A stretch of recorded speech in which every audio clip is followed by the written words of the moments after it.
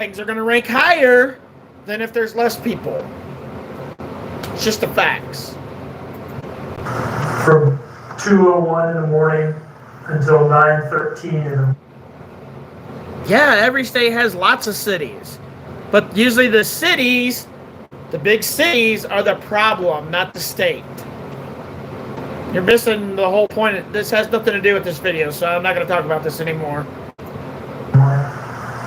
And this is just kind of a shorthand way of saying that's roughly about the time she. I am understanding. You're wrong. And her phone is inactive. Now, Danny went up for work a little after 5, and he tries to wake her up to go to work. She's supposed to go to work with him. Remember, they work the same shift. She has been up all night doing drugs, and he's been, responsibly sleeping, so he's able to get up for work. And he cannot wake her up. She will not wake up. And at this point, he's trying to get out of the house to go to work. And he believes that all 3 children are there. He does not go over and check the packet. He doesn't even know that Quinton is gone. You saw those pictures, the packet plane is all the way across the room in the far corner. It's not right next to the closet. It's not right next to the bathroom. He can't wake her up to go to work, and he's annoyed by this because this is, I think he may tell you it's not the first time this has happened. And they are kind of tight on money.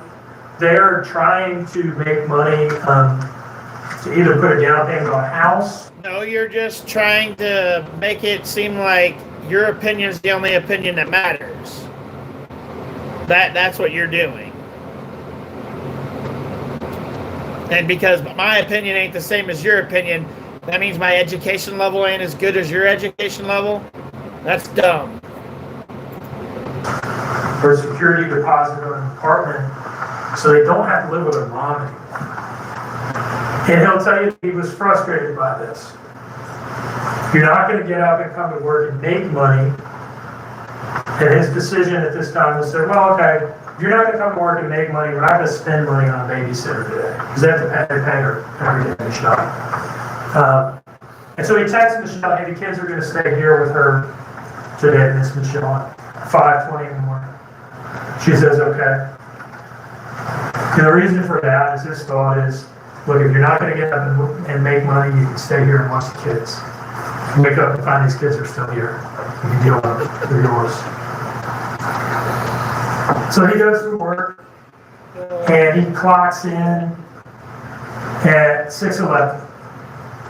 6 a.m., 6:11 a.m.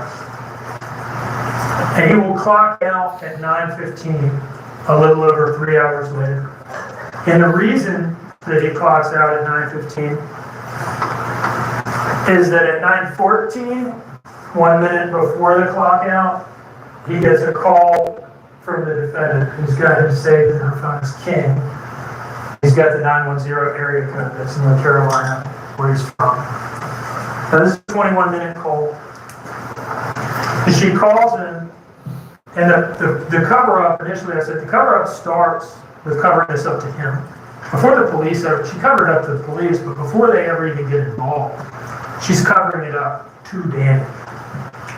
She calls him and she tells him that she woke up, the front door was open, and Quinton was gone.